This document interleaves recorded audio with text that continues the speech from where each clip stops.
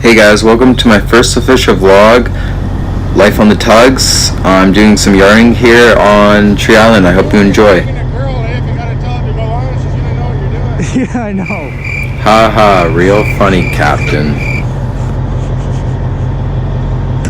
Just grab a strap and we'll just hang it off where it is right there for now. Okay. Just so you know, I'd never bang a girl with a GoPro on unless I had permission. That is a fact. Permission is key. Alright, here we go here.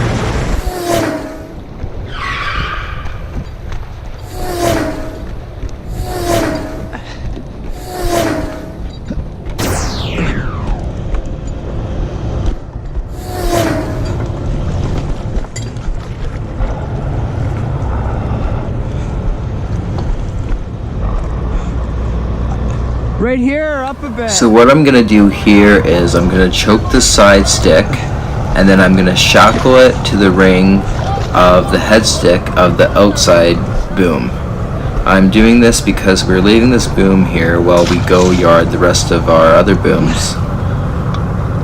The best technique for choking a strap is to dip your pole in with the current. You don't want to be fighting the current. Choking a strap is hard enough as it is when you're first learning, so you definitely want to be going with the current or else your arms are going to be sore the next day. To properly choke a strap and tie it to the boom, you have to shackle it onto the ring of the head stick, which I'm doing here.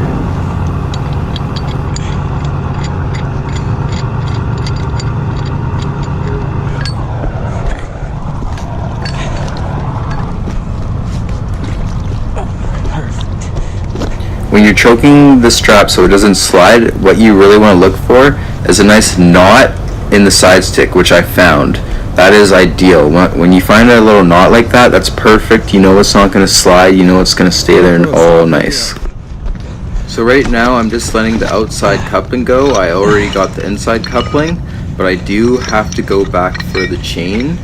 You always want to collect chains because you never want to run out of chains on the boat, because chains are your best friends. They are what you use to tie up booms, and also if a boom is to break, which does happen. I don't like it when it happens, but it does happen. It's part of the job. And when a break does happen, most of the time you're going to be either using a chain or a strap, but chains are definitely more ideal, so you want to use them and you want to collect them as much as possible. So right now we're just working our way up the inside of our long boom that we're trying to take out. We're looking for bellies. You can do this two ways. You can come in there with a boat, or you can send your decky down the side stick looking for belly ties, and it looks like we found one here, so we're just taking the boat out because we're gonna have to untie it here.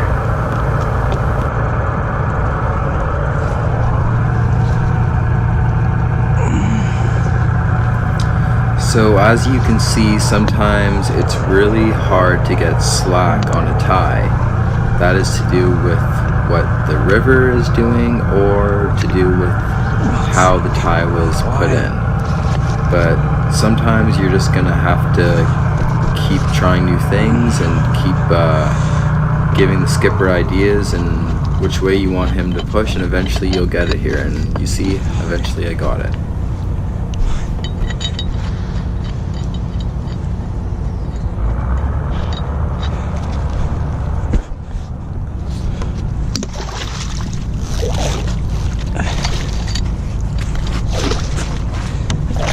When you are trying to unchoke a strap, you always want to put down the eye that doesn't have the shackle on it. That way it will be easier to pick up, because chances are it's not going to get caught up on a bundle as easily as it would with a shackle in it.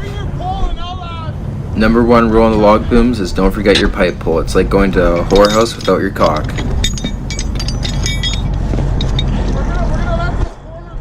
Yeah. Okay.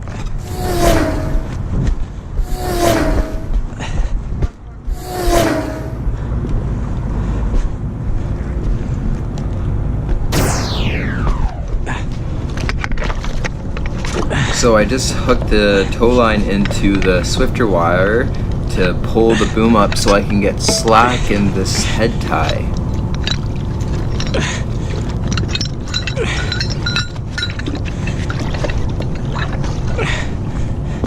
I probably could have just dropped the chain in the water, but I was afraid it was gonna get caught up possibly in the bite of the inside boom that's staying. So that's why I just kind of moved it and made sure it was completely loose there. Well, I probably drop my hook off. We're gonna try and pump it fucking up it for a little bit there. Okay.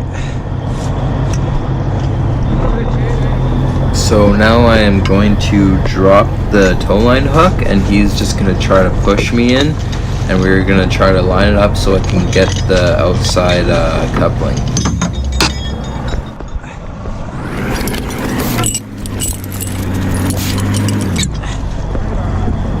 When you're putting in a coupling, you always want to put 2 turns in ideally.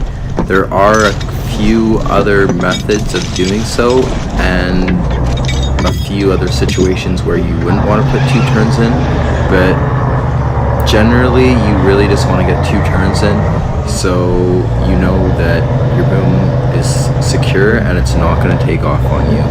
There have been times where someone only puts 1 turn in a boom and it ends up taking off downriver, causing damage to possibly barges, docks, and boats. It's quite serious, so that's why you always want to put 2 turns in your tie.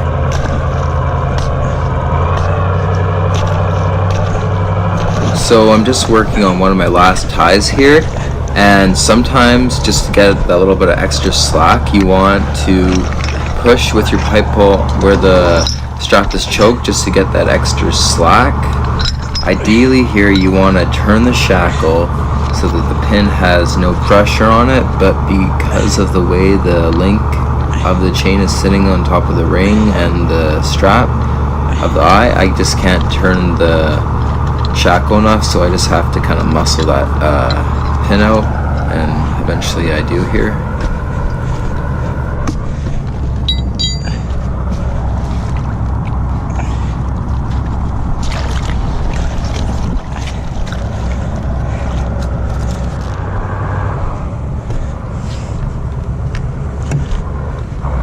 So right now I'm about to let go a second stringer wire that's attached to our boom. So I signal to the skipper to push the boom in so I can get as much slack as I can from him. And what I'm doing here is I put the tip of my pipe pull into the shackle pin to try to turn it over so that there is no slack or tension on the pin even when it's tight. But right now I'm having a bit of a problem because it's not taking the tension off the pin, so I'm just going to keep trying new things here, and eventually I'm going to get this tie, and it looks like here I'm about to.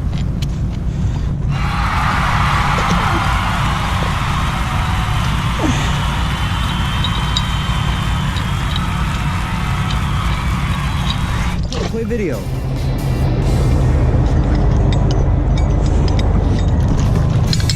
Yeah.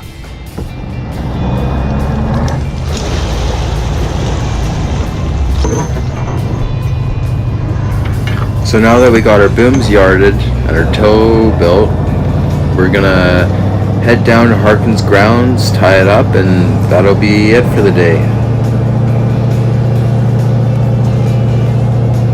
I hope you guys enjoyed my first official video of life on the tugs. I promise you they're going to be getting a lot better as I progress. If you liked my video, please subscribe. If you have any questions, please comment. And if you have any criticism, please let me know. I'm always down to hear criticism. Alright guys, stay tuned.